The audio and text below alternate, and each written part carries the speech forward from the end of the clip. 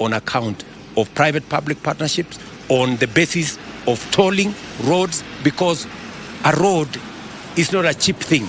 A road is a very important artery and it stimulates the economy, and therefore we have to find a way of financing it. Mheshimiwa, asante sana kwa jibu hilo, na nizungumzie swala lingine ambalo linajitokeza. Labda kuna mpango wa fidia kwa wale labda wataathirika katika mradi huu? Barabara tayari tuko na, we have already a corridor, so there will be no need to move anybody from anywhere, so that does not arise. Your Excellency, you revealed part of your grand plan again when you were in Uganda, and it's good you mentioned about this corridor because it's very important. But you also mentioned about the extension of the SGR all the way to Malaba. Sometimes there have been a sense of hesitation, particularly from the other side, in terms of starting the SGR. What agreement do you have, particularly with the government of Uganda, to ensure that it doesn't just stall at Malaba, it completes the corridor? For your information, I have had a conversation with President Museveni. The government of Uganda is 100% aligned to what we are doing here in Kenya. The extension of the road, dualling of this road to Malaba, already has set the stage for it. When it gets to Malaba, it should go all the way to the border with DRC. We have agreed with President Museveni that as we extend the railway from Naivasha here, and for your information, that exercise is beginning in January. Next year? Yes. In another 2 months, I will be back here because we are already working on how to finance that facility. It will go to Kisumu and go to Malaba. That railway is now going to join what already Uganda have procured on their side, the SGR from Malaba to the border of DRC. So that railway is going to be one transport corridor that's going to open up Kenya, Uganda, South Sudan, Burundi, Rwanda, and DRC. And we are already aligned. A third artery that we are going to build also in consultation with the government of Uganda next year is to extend the pipeline from Eldoret to Malaba to Kampala and again to the border with DRC. That has already been agreed, because unless and until we have this infrastructure, our region will continue to lag behind. And Kenya is the catalyst. Once we do it in Kenya, we justify then the rest of the journey into Uganda and into the rest of the East African region. I want to follow up with that question, Your Excellency. The SGR from Nairobi to Naivasha sometimes has been criticized because of the low take-up of cargo and sometimes underutilization. What lessons has government learned to ensure that as we extend the SGR all the way to Malaba, it doesn't become another story of low take-up of cargo and underutilization? Precisely, because the rail ended up in Naivasha, while most of the cargo go all the way to the hinterland of East Africa. That is why the justification we have for extending this road to Malaba, to make sense of it, so that anybody who is transporting, instead of having to clear goods twice, you transport the goods from Mombasa to Naivasha, and then you have to make another arrangement from Naivasha, either by road now to Kampala or to the rest of the country. Now it will be a one-way.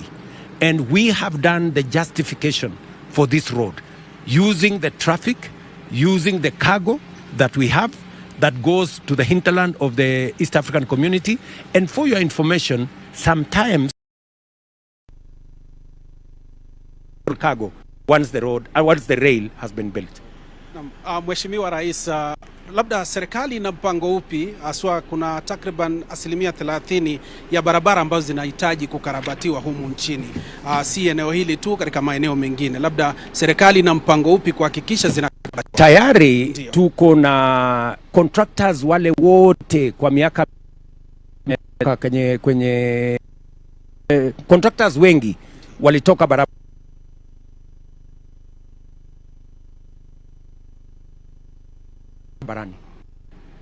na tuko na awamu ya pili, tumelipa 80%, tunalipa 20% kabla ya Disemba. Tuko na program ingine ambayo itatupatia another 120 million yenye itasukuma ujenzi hizo barabara zote sasa zimeanzishwa. Lakini vile vile kupitia kwa program ya National Infrastructure Fund 10% kabla ya Disemba, tuko na program ingine ambayo itatupatia another 120 billion next year yenye itasukuma ujenzi wa hizo barabara zote mpaka zikamilike by 2027. Hizo barabara zote ambazo kwa sasa zimeanzishwa. Lakini vile vile kupitia kwa program ya National Infrastructure Fund tayari nimeambia wizara wafanya mapping ya kilomita zingine 28,000 ambazo tutaanza next year wakati tume roll into action National Infrastructure Fund.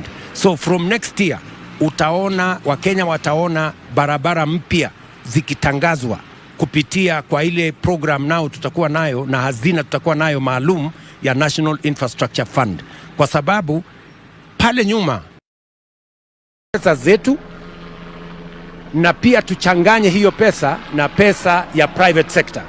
Watu wa private sector wengi wako tayari kushirikiana na serikali tukiwa na mpango, na ndio sababu tumetengeneza bank ama fund ya National Infrastructure Fund. Na Mheshimiwa, umezungumzia swala hilo kwa undani zaidi, lakini tunafahamu fika mara nyingi wakandarasi unapata kwamba wameanzisha mradi wanachelewa kukamilisha. Labda ni mikakati ipi imewekwa kuhakikisha yule mwanakandarasi ambaye amepewa hiyo kazi anaitamatisha na anakuwa accountable? Unajua, ukijenga barabara kutumia budget ya serikali isipolipa yule mwanakandarasi anasimama kwa sababu hana mpango mwingine.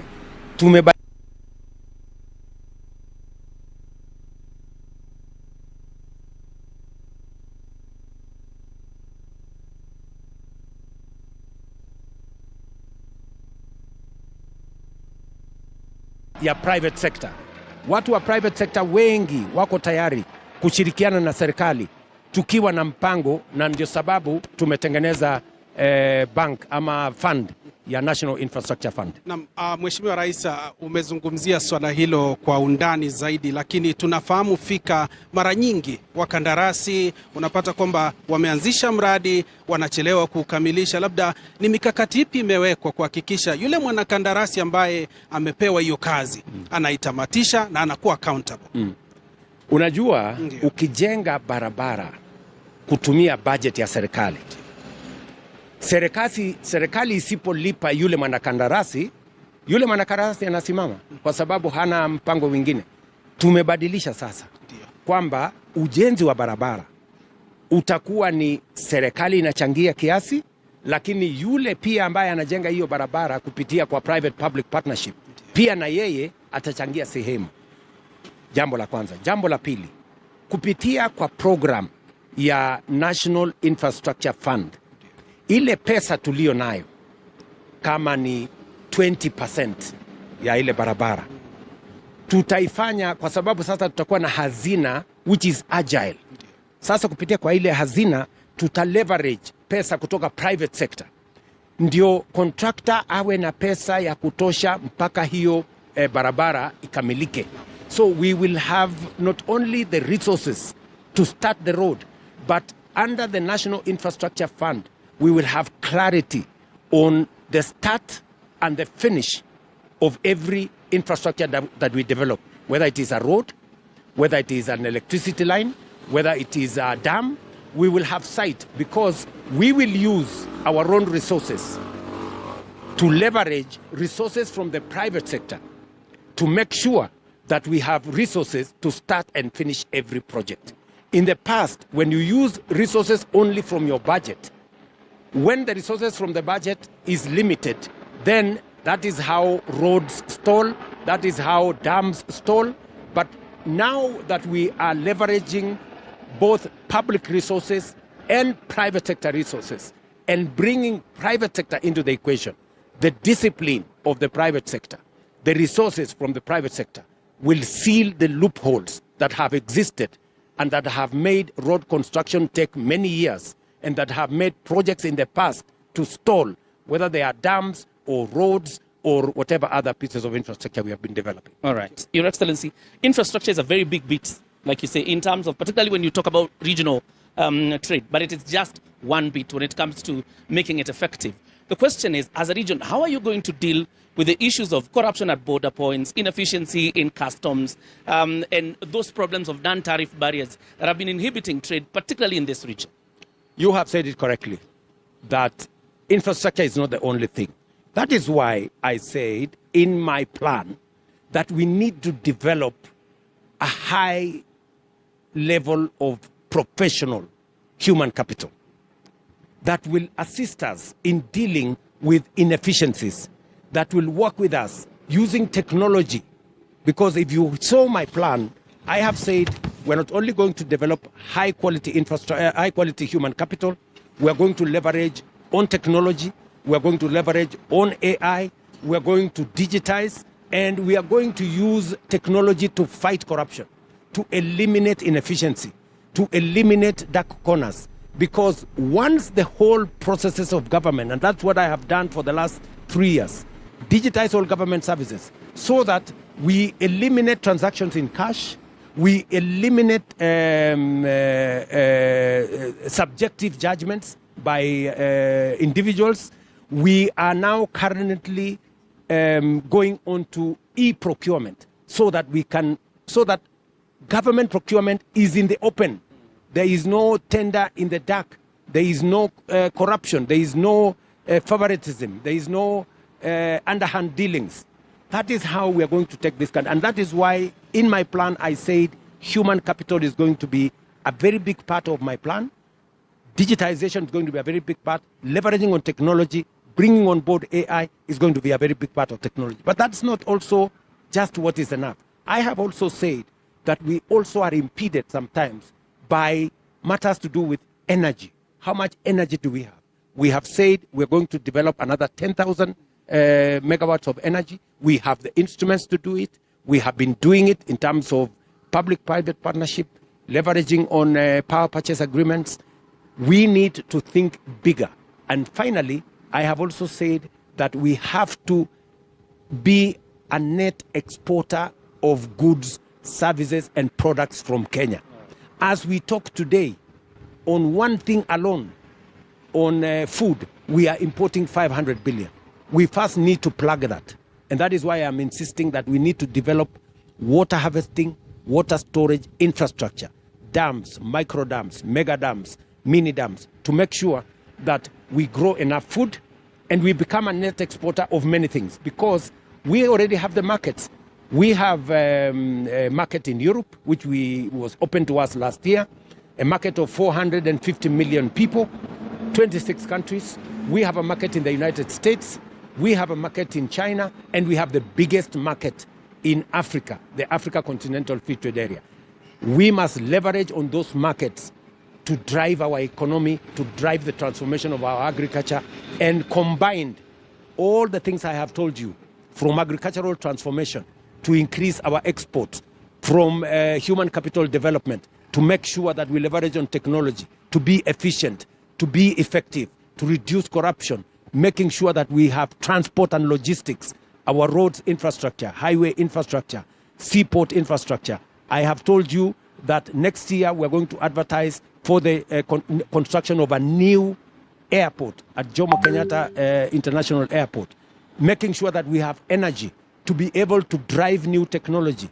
That power is going to power county aggregation and industrial parks, all our markets, all our special economic zones, all our export economic zones, to make sure that our manufacturing, our industrialization moves to the next level. Because if we do not manufacture, if we do not add value, we will not create jobs.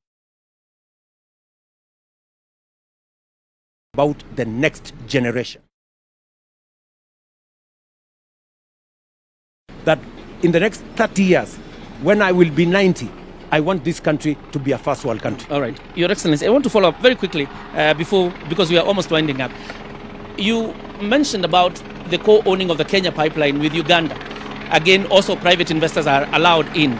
You've had your critics accuse you of auctioning national strategic assets. How do you respond? You know, those people are small thinkers. You know, the pipeline is not going to leave Kenya. The pipeline is a Kenyan asset. But we can leverage on that asset to do much more than the pipeline.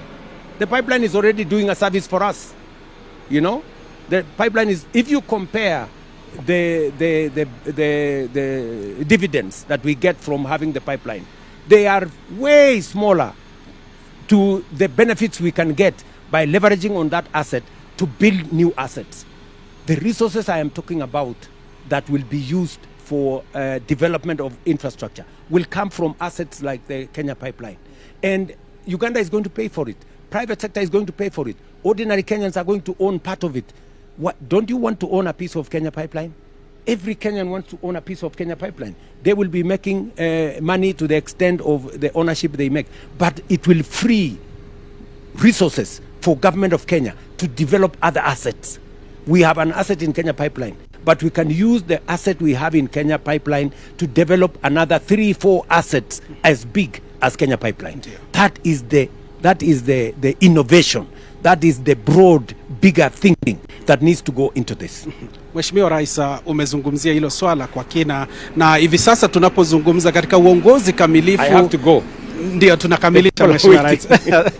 Katika uongozi kamilifu lazima kuna wale wanaunga mkono na kuna wale ambao wanapinga miradi mbalimbali. Labda viongozi ambao wako katika mradi huu na miradi mingine, ungependa kushirikiana nao kivipi, au mpango upi uko nao katika kufanikisha miradi kama hii? Umesema vizuri. Ndio. Kuna wale wanaunga mkono. Ndio. Kuna wale wako na maoni tofauti. Na kuna wale wanapinga. Shida niliyoko nayo ni kwamba wale ambao wako sasa hawana maoni tofauti, ni wakupinga. You know, wanapinga SHA, hawana maoni tofauti. Wanasema turudi ile ya NHIF ambayo ilikuwa na watu milioni 7. Tumefikisha watu milioni 27. Wanasema turudi ile ya zamani. Wanapinga funding model. Wanasema turudi ile ilikuwa imefunga universities zetu karibu 20 ilikuwa bankrupt. Wanasema turudi huko. Wanapinga barabara kama hii. So mimi ningependa kusema ni Kenya ni nchi ya demokrasia. Kama ya Ruto, serikali ya broad based iko na sera ya kujenga barabara, ya kujenga reli, ya kubadilisha mfumo wa elimu, ya kuweka new funding model, ya kupunguza gharama ya production, kupunguza gharama ya fertilizer, ya kuwa na universal health coverage. Tafadhali tafuta sera mbadala, uzia wa Kenya. Lakini hawa ambao tuko nao sasa hawana sera mbadala, hawana mpango mbadala, hawana agenda mbadala, wanapinga. Hapo sasa ndio Kenya yarudi nyuma. We need a brand of leadership that looks at a plan, and sometimes you must admit if a plan is good, even if you are in a different formation, you should have the fortitude and the courage to say this is a good plan. And if it is not a good plan, propose an alternative plan. But don't just oppose. The problem we have is that we have people today, if you listen to them, what are they talking about? One term. Kasongo must go. What is Kasongo? One term must go. What is it about? It's about William Ruto. It's about a person. It's about the next election. You know, that is how we fail as a nation. If the whole of your political psyche is about a person, is about the next election, where are the people of Kenya? Where is the next generation? I would want to persuade colleagues, leaders like myself, in other formations, please, this is our country. Let us make it better. If you think my plan is good, develop a better one and tell the people of Kenya. Let us avoid the politics of ethnicity. Let us avoid the politics of personality cults. Let us avoid the politics of division and negativity. This is our country. we will either rise or sink together. So don't think that if you sink William Ruto or if you sink the next guy, you will be anywhere. Let us be positive about Kenya. Even if you don't like the next guy, think about your country. And therefore, I'm asking leaders, and I am prepared, I am willing to work with leaders from across the divide. I have said, I have discussed the plan I have with members of parliament, governors, citizens from across the political divide. I have discussed this plan with the former prime minister. I have discussed this plan with the former president. I have discussed this plan with whoever is willing to listen to what I have to say. And it is a plan that I am very passionate about because I have the opportunity to be the leader of our nation today, and I do not want to let the people of Kenya down. And for your information, I have set a very high bar for myself. Why? Because I am building on a foundation that has been set by others. President Kenyatta set the foundation of the liberation of our country. President Moi came and did the best he could. President Kibaki did a foundation on infrastructure. My friend President Uhuru made a huge contribution. But I have a unique opportunity. Why? Unlike my predecessors, I am a younger person. I am a very educated person. I have the relevant experience. I have no choice but to do better. And I am not taking this for granted. I know it is a moment in history that I have, and I want to do the very best for my nation. Okay. Can you quickly react, probably? Thank you very much. Very quickly. Thank to you. the by-elections yesterday. Did the by-elections outcome bail you out? The by-elections yesterday were a very big statement. Very big statement coming from the people of Kenya. That the people of Kenya are focused on the team that has an agenda, that has a plan, and that has a vision for Kenya. I have often tried to persuade the people on the other side that rhetoric, sloganeering, one time sijui Kasongo and all those, will not amount to a plan where people of Kenya can buy. The people of Kenya are very intelligent people. They can make a difference between the team with a plan and the team without. And yesterday, they sent a very powerful message. And I hope the people on the other side are listening. They sent a very powerful message that they are not interested in ethnicity, they are not interested in division, they are not interested in rhetoric, they are not interested in sloganeering. They want to see a credible plan, a team that has an agenda for the people of Kenya. And the outcome of that election is a big statement to everybody. Naam, Mheshimiwa, shukran sana kwa kutupa fursa kuzungumza nawe na vile vile watazamaji pia kufuatilia na kufahamu agenda yako ya miundo msingi na vile vile maendeleo ya taifa. Na mimi nawashukuru wa Kenya wote. Haingewezekana tufike hapa bila ya support ya Wakenya. Kuna wale wananiunga mkono, kuna wale wananikosoa kwa sababu wanataka nifanye bora zaidi. Hawa wote mimi nawashukuru kwa sababu hivyo ndivyo tutajenga taifa letu la Kenya. It is not always that people may agree with you 100%. Some, criticize me out of them wanting me to do better. And I appreciate that. They make my thinking, they make my planning better. They point out some of the gaps that are there. And I appreciate that.